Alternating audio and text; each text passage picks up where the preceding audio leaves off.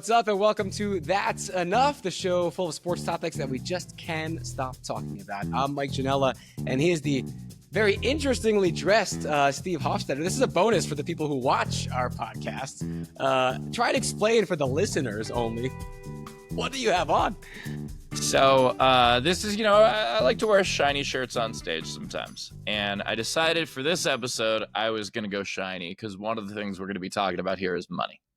So I decided this shirt, if you can imagine, it's basically like a black and blue paisley shirt. And the blue is I needed to put sunblock on to wear this shirt. It's very shiny. The pixels on my Retina display on my MacBook are doing a lot of heavy lifting right now as I'm watching Steve in his hotel room. All right, we're talking about money, and this weekend, huge series in baseball, and the two of us are obviously Mets fans. I'm a Mets employee, and they're playing the Dodgers, two favorites in the National League, but also two teams that employ the two richest guys in the sports history, Shohei Ohtani and Juan Soto. And Steve, you got some thoughts on the cash in the game? I do. I constantly hear people complain about player salaries. These player salaries are so inflated. They're making so much money to just play a game, et cetera, et cetera. Well, here's the thing. The owners are making this money. So where else do you want it to go? Would you like the owners to keep it? Like, your choices are basically the players make what they make, or the owners make a larger profit. Now, there are certainly arguments you can make. You can say things like, oh, what if they lowered prices? That would be good. Or you could say things like, hey, they should pay the guys in the minors more. Even if they took $1 million, if each team took $1 million, and instead of paying it to some injured middle reliever that we'll never see on the field, they could distribute it throughout the minor leagues and pay all those guys a living wage. Okay, that would be an argument. But to just say that they should pay the players less, all you're doing is putting that money back in the pockets of owners. And I think what a lot of people forget, or at least folks that are of a certain generation that don't have the access, I think of my grandma all the time, because she's the key demographic of, I can't believe how much money these guys are making, and why isn't this player playing? Shouldn't he be happy to make $1 million a year? They're public facing, the players, right? That's why everyone knows. Some owners are different. Mark Cuban, Jerry Jones, guys that are public figures themselves. But for most people, it's the players. What you don't realize is that even someone like Shohei Ohtani, whose contract, or Juan Soto's now, is $750, $850 million, these owners are still worth themselves 1.5, 2, 3, 4, in like Steve Cohen's case, $13 billion. It's a whole different stratosphere, and especially a team like the Dodgers that's a consortium. It's like an ownership group, right? And you're seeing this a lot more in a lot of other teams. These are massive conglomerates. So yes, I don't think you or I are saying these guys should be, happy making $700 million. Of course they should. But when people complain, oh, I can't believe this guy cost that much money. Yeah, where else is the money going to go? Yeah, it's just when you put it relative to something else, it's insane. Well, there's that old Chris Rock joke, which is Shaquille O'Neal is rich. The guy who signs his checks is wealthy. Yes. And that is the absolute difference. And also, I have long had a theory that I think they should pay rookies in real estate, because so many of or at least partially, give them a mortgage or a house. How do you mean that? Give them a house, because so many of these guys get injured quickly and are out of the game, or they get these checks with more zeros than they've ever seen before, and they blow through it really quickly because the average 19-year-old is not super financially literate. And so, I think that something that we forget also is that when you look at the top guys and what they're getting, that's very different than looking at, and even people go, oh, well, if, minimum salary in baseball is over $500,000 a year and those guys should be happy with it. And it's like, okay, but first of all, take about 35% off the top immediately. I'm not even talking about taxes. I'm talking about staff. I'm talking about, between agents and publicists and lawyers and all that stuff. But then nutritionists, like all of it. Yeah. Exactly. But then, a lot of these guys don't even make the full salary for their first year. And then some of them are in and out really quickly. It's just a cup of coffee and it's gone. So that's what I mean by, pay them in real estate. Yeah, which a fair idea, and I'm sure a lot of guys might start thinking about that. I remember a couple of years ago, a bunch of NFL guys started asking for money in crypto in their contracts. That was Yeah. ill-advised, but there Yes. are other assets and ways you can diversify your portfolio. But I was just looking, and we talked about the Cowboys a lot last week. I think that's why they're fresh on my mind. But this offseason, a month or two ago, Micah Parsons, their great defensive edge, is up for a contract.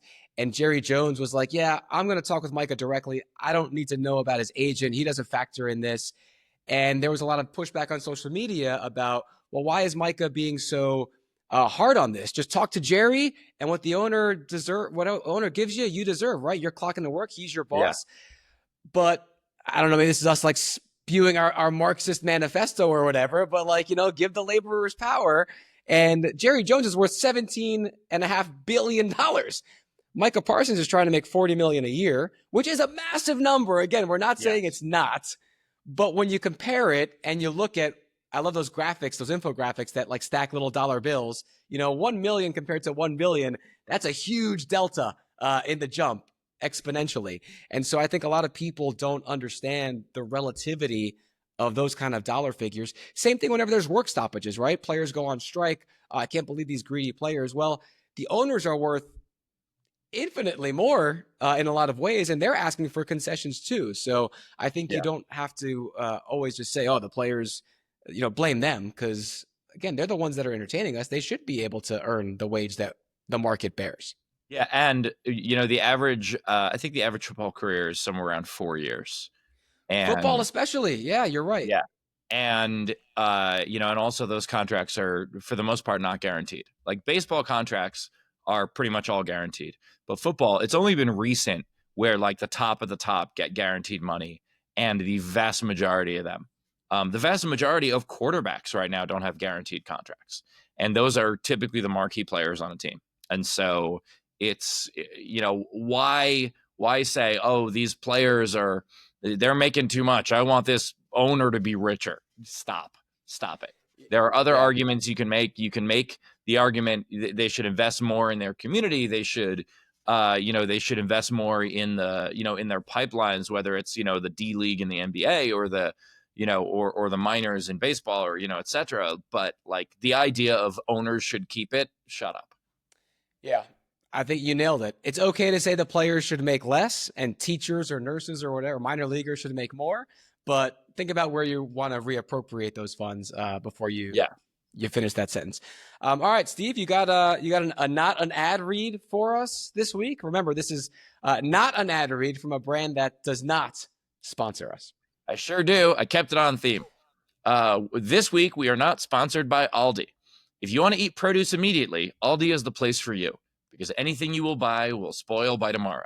Aldi, low prices come with significant compromise. You get what you pay for. This was not an ad, but it could be. Reach out to us if you want us to actually read your sponsor, Real Copy. That's enough show at gmail.com. Are you hitting up a lot of Aldis on your road trips? No. Sounds like I know why. All right. For my topic, I'm going to stay in Mets Dodgers land and Shohei Ohtani. And I'm gonna credit here a friend of mine, Mets fan, huge personality on Mets Twitter, Julia Quadrino, I believe her last name is, at JQuad on X or Twitter, Quad with 6 Ds. And she sent a tweet last week that it hit me. It was that image. You ever see this? It's a meme. It's like the old guy in like 1920s in like a church, and he stands up, and it's a template for when you have a controversial opinion that you're going to get, yelled at. So she put that and said, quote, "For a decade on this app, I watched the entire internet shit on Major League Baseball for not marketing a generational talent in Mike Trout to the masses in an effort to grow the game. But now you all hate it when they do it for Shohei Ohtani. And I feel that is slightly silly goose behavior." And Julia, I could not agree more. The people who complain that we're getting too much Shohei, he's getting shoved down our throats, I can't believe how much coverage he's getting. This is what baseball needs. Like, that's enough of complaining about it. They should be marketing him more. I want the Shohei Ohtani Netflix documentary following him for a year. I want, like, Shohei, the This Week in Baseball Saturday morning. How does he prepare with his dog for breakfast? Like, this is what you have to do if you're baseball. The NBA is fantastic at this. Formula One kind of revolutionized this with Drive to Survive on Netflix. You have marketable stars. That's how you get casual fans to attach themselves. In the 90s, people would watch the Yankees because they loved Derek Jeter. They would follow, even at the NFL, these guys have helmets on, but everyone knows, oh, that's Tom Brady. You know, they spent that for 20 years. I think we need more Shohei. Or do you think we've been oversaturated with a guy like him? No, I think, and not just more Shohei, but I think baseball does need to get better at marketing their players. And for the first time in a long time, we're actually seeing them do it, which is nice. But my wife refers to him as the Taylor Swift of baseball, which is interesting because Taylor Swift is also the Taylor Swift of football. If you have something that can get more people interested in the game, use it. And right now, that is Shohei Ohtani. It's not just the fact that he is possibly the best player of all time. Look, he's got a long career to go. It's not settled yet. But the fact that he's been able to do what he's been able to do is incredible. But also that he has this mass appeal to people in other countries as well. And when you're looking at baseball trying to spread, it's, use it. Absolutely. And whether it's him or whether it's Fernando Tatis Jr. or Juan Soto or Corbin Carroll, Julio Rodriguez, like, you have this great crop of young stars. And I think part of it with the Mike Trout thing was just basically he was on a bad team. And it's hard to market a guy when you're 1 out of 25 or 1 out of a lineup of 9 and your team is just out of it by July most years. But Shohei's on arguably the premier franchise in baseball right now. Just won a World Series. To your point, he's like the Beatles, all 4 of them wrapped up in one in Japan. He's got a cute dog, just got married. He's like a good-looking guy. He doesn't have his bookie betting behind his back anymore. He's like free and clear of that. Yeah. Push this guy. Give me all the Shohei content you want. And I think baseball is, like you said, starting to get it. That Boston Red Sox documentary on Netflix, or the Trey Turner booing one that we referenced, a few weeks ago on an episode. But I would love the way they do quarterback and they follow Patrick Mahomes for a season, or the way that they did starting 5 in the NBA, and you get to be with LeBron James or Anthony Edwards' girlfriend, like in the delivery room as she's giving birth to a baby.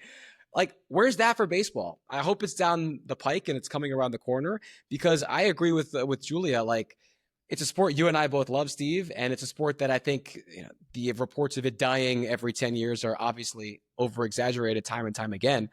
But to get it back up there with the amount of social traction the NBA gets or the NFL gets, you got to take advantage of your stars. It's one of the sports you see these guys' faces all the time, and it's a long season. You see them 162 times a year. Give me more Ohtani. And they're not wearing helmets or face masks, so they're more easily recognizable.